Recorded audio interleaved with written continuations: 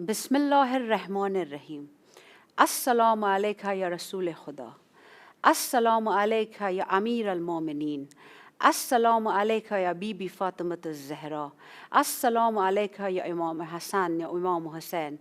Assalamu alayka ya Abu Abdullah. Assalamu alayka ibn Rasulullah. Our deepest condolence to an Imam of a time, Imam Mahdi alayhi salam. We can't even imagine the pain he's going through. It's the day of Ashura, the painful day where we can't even give a smile on her face. Ya Imam Zamana, all our condolences is for you because we can't really imagine the pain because Bibi Fatima Zahra has lost an entire family in one day. And we praise Bibi Zainab Salamullah Alaiha for the courage she has shown and the message she spread with so much bravery, and that's the power of a woman. This is your host, Sister Zainab. With me I have a speaker, Alama Maryam Muaddal. Assalamu alaikum, sister. How are you? Walaikum assalam. Alhamdulillah, I'm good. How are you? Alhamdulillah.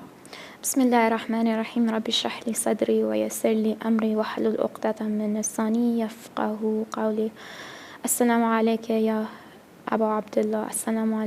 السلام على الحسين وعلى علي بن الحسين وعلى أولاد الحسين وعلى أصحاب الحسين.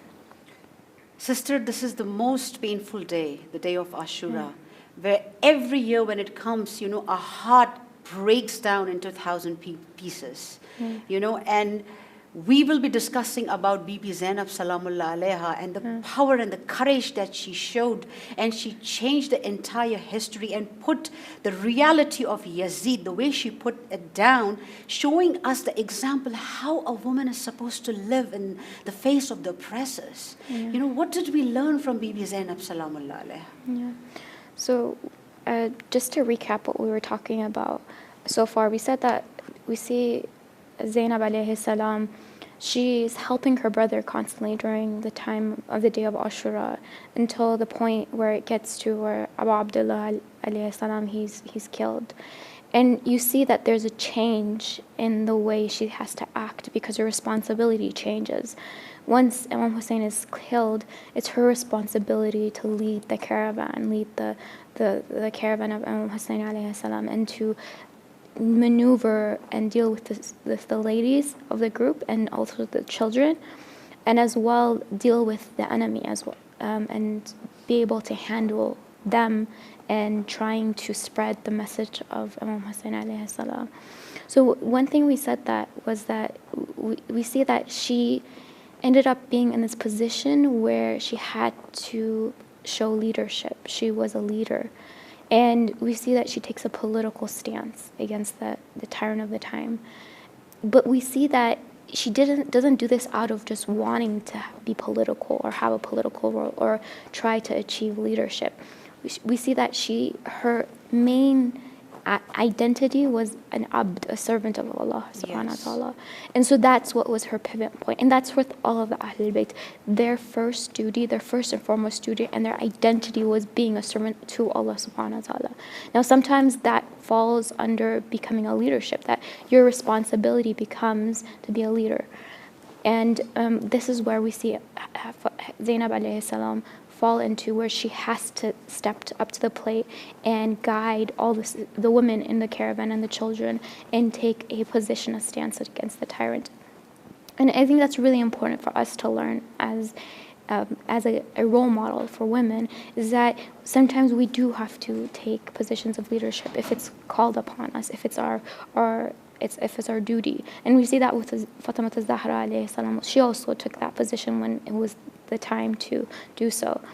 And so it's really important. But the thing is, the key point is, it's being able to tell if it's your responsibility or not. Zainab alayhi salam was able to tell, and it was because she had that basira, that insight, and the wisdom to be able to decipher that this is her duty right now. And this is something important that for us to be able to also be able to decipher and be able to understand. And it happens through having a furqan. So a furqan is something that it's mentioned in the Quran. For Furqan is that something that is blessed to the believers, that helps them be able to differentiate between haqq and batil, what is right and what is wrong, what is their duty and what's their responsibility. And we have in the verses of the Quran, يَهْدِي بِهِ اللَّهُ مَنِ اتَّبَعَ رِضْوَانَهُ سُبُلَ السَّلَامِ وَيَخْرُجُهُم مِّنَ الظُّلُمَاتِ إِلَى النُّورِ بِإِذْنِهِ وَيَهْدِيهِمْ إِلَى الصِّرَاطِ الْمُسْتَقِيمِ. Allah says that Allah guides him who he follows his pleasure to the ways of safety and brings them out of utter darkness into light by his will and guides them to the right path. So this verse is basically saying that Allah will guide anyone who follows his pleasure, who wants whatever he wants, right? And he takes them out of darkness into light with his will and will guide him to the right path, him or her. And this is a verse that can apply to anyone. If a person follows the path of Allah and does what they're supposed to do, Allah will help them decipher between right and wrong, what is their duty, what's not their duty, if they implement what they already know.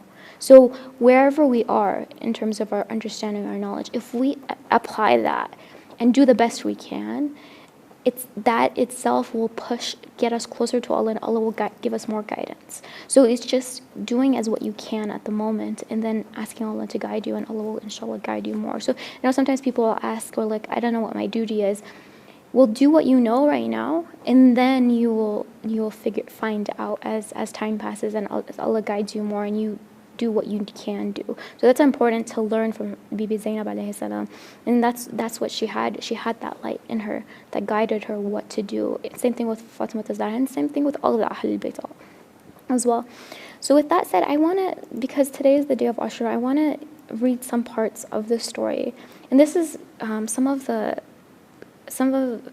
points that she taught when she's both in Damascus and both in front of Ibn Ziyad and Kufa. I want to read part of the khutbah, part of some of her words that she said, just because when you read her words, you realize how powerful she was and how brave she really was.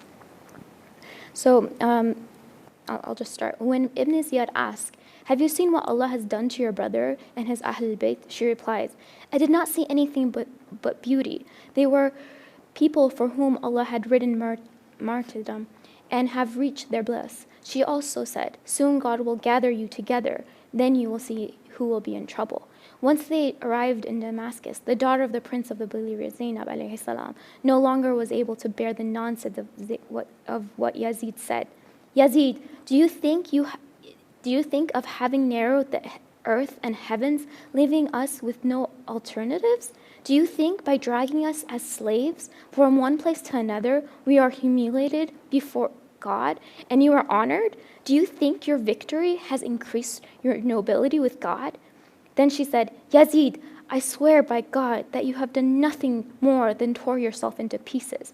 It will definitely be with these vile actions, shedding the blood of the family of the messenger of God and violating the respect due to them, that you will present yourself in front of the Prophet Muhammad sallallahu alaihi wasallam on the day of judgment, when God will gather all and give everyone what he deserves. In fact, God says in the Quran, 'Do not think those who have become martyrs in the way of God are dead. They are alive and enjoy the blessings of God.'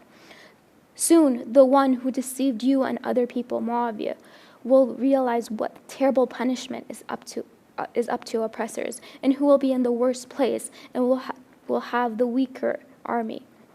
Although because of the events I was forced to talk to you, you must know that you have no value for me." Now it's interesting. What do you think when you hear these words? This is like subhanallah, because you are a prisoner and you're standing in front of the biggest oppressor of the entire world, who actually massacred your entire family, chopping the heads of the kids and the adults, and still you have that, you're not even scared, you have that courage to speak in front. And that can be only daughter of Imam Ali alayhi salam and Bibi Fatima Zahra salamullah alayha, who has this courage. And this is a big lesson for us to learn. Don't be scared of the oppressor. Such a beautiful words. She says the first thing when he said, "You are humiliated." And she said, "Do you think just because you dragged us on the street, you killed a man and humiliating us, that you have become honored and we have become humiliated. Shaheed people are always alive in the eyes of Allah subhanahu wa ta'ala. Those can be the words of daughter of Imam Ali alayhi salam. Yeah. So she's extremely brave. Yeah, very brave. And you see this, it's like she's like her father, Ali ibn Abi Yes. Talib. Like she's not scared of him, of Yazid or Ibn Ziyad, Nobody. whatsoever. And she just tells it as it is. And she says that you're only looking at it from the zahir, like the outer perspective. You're not Yes. seeing the inner perspective of it. And the reality is that you lost the war. You lost everything. And you, on the day of judgment, you'll have to respond to the Prophet sallallahu alaihi wasallam. So she's really giving an insight to what it really he has to deal with. And that's when, and this is when she says these words, that's when everything starts turning around and they start giving respect to them. Yeah, and the people around him, they started start telling him that, crying. Yazid, you're wrong, you did a wrong thing. They all This is the start crying too as yes, well. Yeah. this is the family of the Holy Prophet. And this even reminds me of a very good example of the 21st century, when we ladies, Muslims, go through, or men go through tough times where we are being taunted and, racism, and talking about discrimination, Be like Bibi Zainab salamullah alaiha. Do you think so by humiliating us, you are like putting yourself up? Exactly. Making them realize with your beautiful eloquence of word, what is Islam? Yeah. What is hijab? Yeah. And this is what we learn from Bibi Zainab salamullah. In a day-to-day small life, you don't even face this kind of situation. Yeah. So, yeah, it's such an amazing story when you hear her words. Now, since we talked about that portion of the story, I also want to come back to the part when she in Karbala, since today is the day of Ashura, and even though we talked about this before, I still want to remember this point again. And the part of the story where she's talking when she finds out that Imam Hussein has been killed, and she goes to the battlefield and she finds the body of Hussein alayhi salam. And the first thing she does is, because there were so many spears on her body, she starts taking them all out. And she turns the body because he had been turned over. And obviously his body was beheaded. Yes. So there was no head on this. He was laying down on the spears. Yeah, His he was body on was his, laying down. and so she takes the body, lifts him up, and says, "Oh, Allah accepts this sacrifice from us." And then she turns to Medina and starts talking to the Prophet. And she says, "Ya Muhammad, this is Hussein, Haza Hussein. This is Hussein. This is what your ummah has done to Hussein." She starts talking, and it's such a amazing, like, what she does is just amazing. How many of us can lose someone and then ask, "Oh Allah, like, please accept this from me." Not only is she's broken internally, yet she still has so much humility to ask, "Oh Allah, please." She asks to accept her sacrifice from them, from Allah Muhammad. And it's like how great of a person you have to be able to do that. You see that she's such a magnificent person, where she has, her chest is so open. She has sadr. She's such a noble person that she's able to do it. Internally, she really shows who she is as a person, like how amazing she is, and it really shows. And then she turns around and then starts talking to the Prophet, and this is the part where she's shedding light, and we're like, this is what the ummah has done. And it wasn't just that she was talking to the Prophet; it was also for other people to hear, and for the ummah to start waking up. Like, this is what you have done, people of Kufa, the army. Like, you guys have slaughtered the grandson of the Prophet, and they were aware, but it seemed like they had put it aside. They weren't thinking straight, or whatever it was. So this is where for Zainab alayhi salam is shedding light upon it and trying to wake up people. And from this very moment, her message this is where she's starting to wake up people and bring up the message, and she's acting up as a messenger, basically, to spread this message, and so that we know about the message, and we cry for Imam Hussein every day. We understand, we get an insight, because we don't have that insight to even understand these things. She made us understand by her actions, how to be. Yeah. So one thing we see is that we see her iman really shine through, like her faith is something that really, really shines through, because when someone passes away, it really it's very hurtful and it's very it breaks a person. Yes. I don't know if have you ever seen a person who's lost a family member? Yes. The way they are is just they're completely broken. Lost. They're very lost. Four people have to come and support them. Yeah. You know? And you see in this scenario, she doesn't have any support, if Yes, anything. and she's supporting everyone. She's supporting everyone.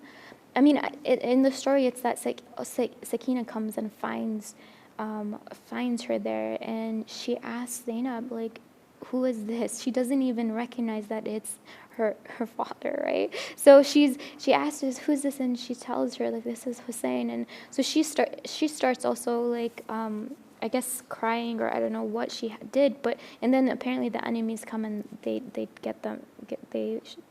put them aside. But it's just amazing to see that. Now again, it's one thing that you see is that her belief in akhirah is something else that really pushes her through. When she's talking to Yazid, she's mentioning it, hey, on the day of judgment, you're going to have to talk to the Prophet. Yes. And you're going to have to respond to him. And it's like she's constantly reminding them that there's an akhirah, that this is something that you will see the punishment there. It's not just only effective for the enemy to wake them up, but it's also effective for her because it calms her down.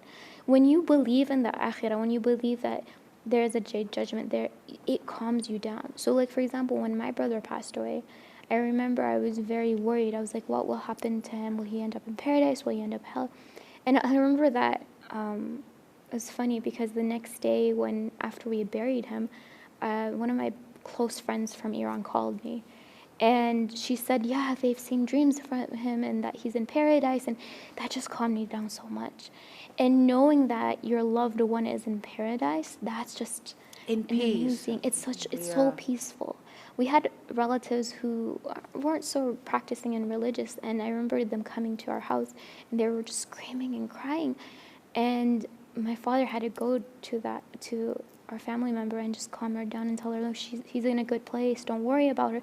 It's so peaceful knowing that your loved one isn't just gone. Yes. It's such like, having that belief there is just amazing. And I think not believing in that just is, if you lose someone, it's difficult. It's very difficult. It's very hard. Because the Bibi Zainab Salamullah Alaiha is so confident. She knows about everything, that she's making people realize, not really the people, the oppressors realize, this is your position, this is his position, you know. And definitely this really proved that she's really the strongest woman, you know. She's the leader. Yeah.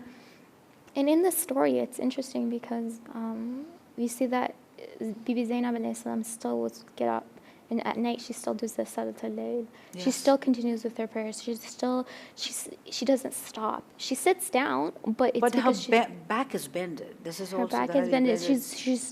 I mean, obviously this event of Karbala is very heavy and difficult. Yeah. There's no doubt in that. And I don't think any of us can truly understand how heavy it is. Heavy it is. I mean, when I lost my brother, that was heavy, and then I realized, wow, like, it's one thing just to lose your brother. It's another thing to lose half of your family members. Yes. And if you look at with Zainab alayhi salam, she lost her sons, Ali Akbar, like all the brothers, family brothers, Ali Abbas alayhi salam, and it's like, it was really, really dense, and it was very, very heavy. I don't think a lot of us would ever be able to bear. On top of that, they are being whipped.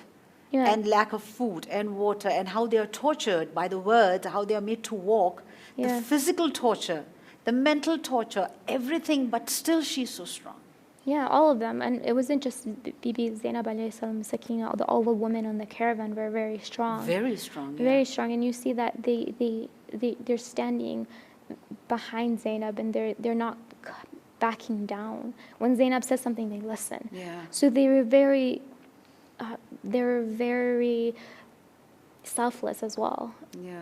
So you see that, and it's just amazing. It's an amazing thing that, like, you see that Hussein alayhi salam is able to raise such a family, right? The Imams were able to raise such families, and it wasn't just who they were. It was also that they were able to train people and teach people how to behave and how to act. And I think that's something, an amazing part of Karbala, is to see the way Sakina acts, and the way Zainab acts, and the way Rabab, all of these people who are in it. And it was just like, wow, like, we all have that potential in us to be the best of what we can be. maybe we can't be Hussein alayhi salam, but we can be the best of Yes. who we can become. Learn from them. Yeah, exactly. So that's the point with Karbala, and really shedding these tears that we have on the day of Ashura, especially in these nights, is what can change us.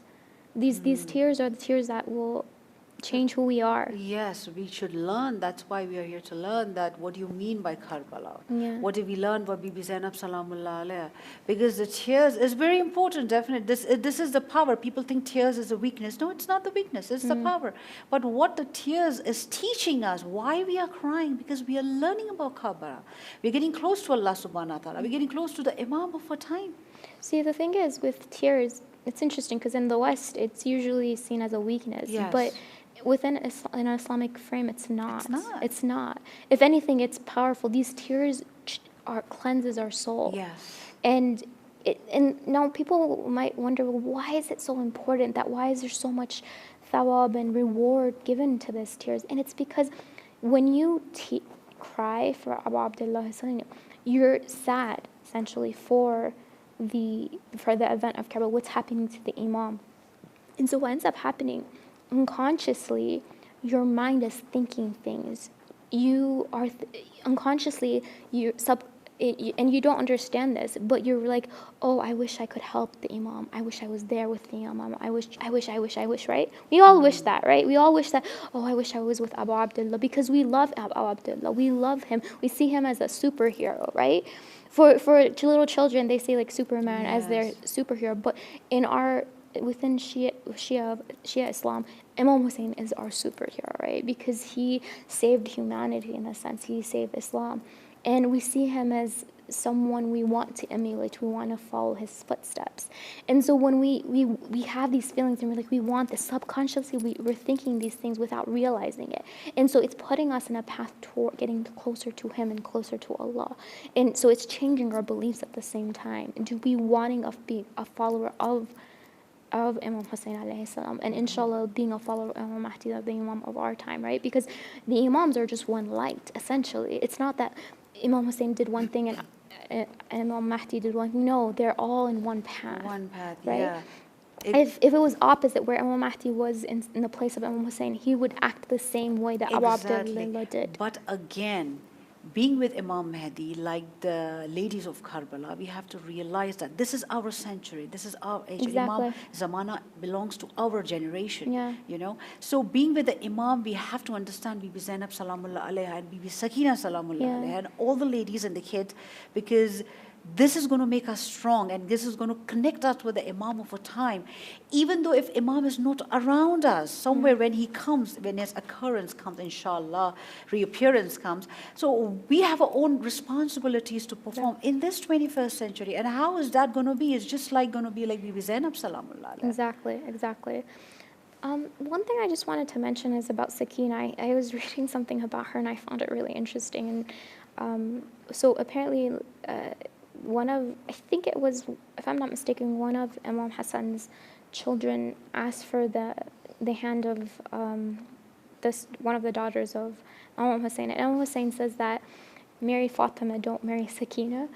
And he explains this, saying that Sakina is, she's not here, as in like her faith is so high, she's constantly seeing things in the unseen world, the ghaib, and that she wouldn't be a good wife to cook and clean as much, and that's her station. Because when we think of Sakina, a lot of times, unfortunately, people think, oh, it's like she was just a crybaby or astaghfirullah. She was a kid though, yeah. I think she was 13, 14. She's a young woman. Like but she was actually at a high state, like in terms of her spirituality. Most people don't know this and when we see that Imam Hussein, we have narrations that say that Sakina alayhi salam would see, when she would see her head of her father, she would see that he's reciting Quran, right?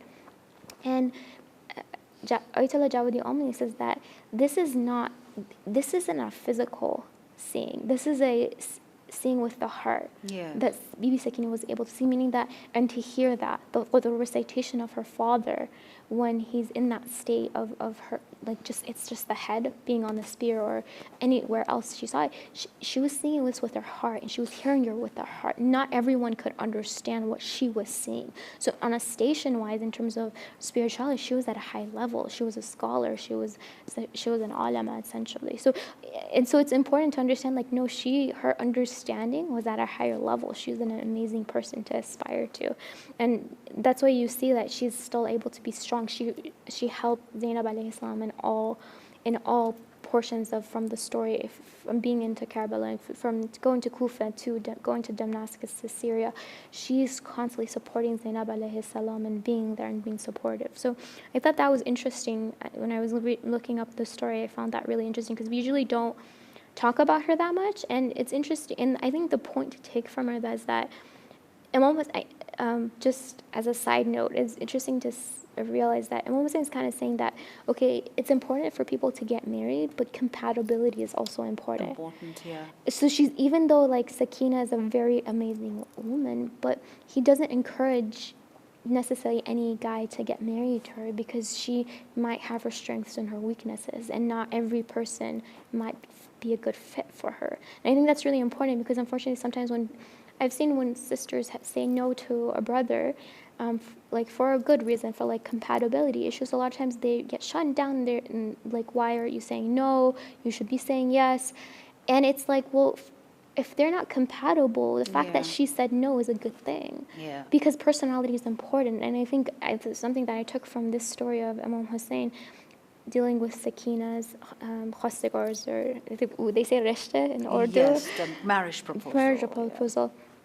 And it's interesting that Imam Hussein, he pays attention to that, to the compatibility of people as well. I've never heard about this thing. This is something, because there are a few narrations saying Bibi Sakina was this age or this age. Whatever, the message is important. For me, message is important. I mean, the thing with age and stuff, there's different narrations, so we don't know. But because Ayatollah Javadi Amali had mentioned this story, I mentioned it. So coming from him, it was I think it's in his book, Kawsar Karbala. So if you want to look that up, you can. But when I was reading, I was like, wow, this is very interesting. I found that really, and it's just amazing to know that she was such at a high level. Yes. So I thought that was interesting. And so with that said, what I want to do now is try to dive into the surah Fajr. Inshallah. And Surah Fajr is from the Holy Quran, which is even said that it is related with Imam Hussein alayhi salam. The break of day or the dawn. It has like 30 verses. By the dawn, by the 10 nights, the first 10 days of month of Dhul Hajjah, it means, and by the even and the odds of all the creations of Allah, and by the nights when it departs, there is indeed in them the proof oaths, sufficient proofs for men of understanding, and that they should avoid all kinds of sin and disbeliefs.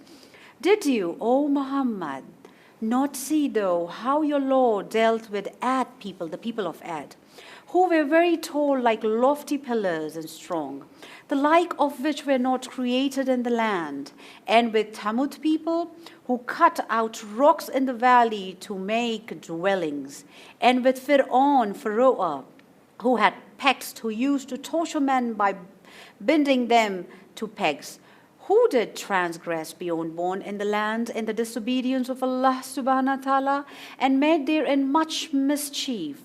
So your Lord poured on them different kinds of severe torment. Verily your Lord is ever watchful over them. And for man, when his Lord tries him by giving him honor and gifts, then he says, my Lord has honored me, he's happy. But when he tries him by his means of hardship, then they say, my Lord has humiliated me. Nay, but you treat not the orphans with kindness and generosity. You neither treat them well nor give them the exact right of inheritance, and urge not on the feeding of the poor people, and you devour your inheritance all with greed, and you with love wealth with much love. Nay, when the earth is ground to powder, and your Lord comes with the angels in rows, and hell will be brought near the day, on that day will man remember. But how will that remembrance then avail him? He will say, alas, would that I had sent forth good deeds for this in my life.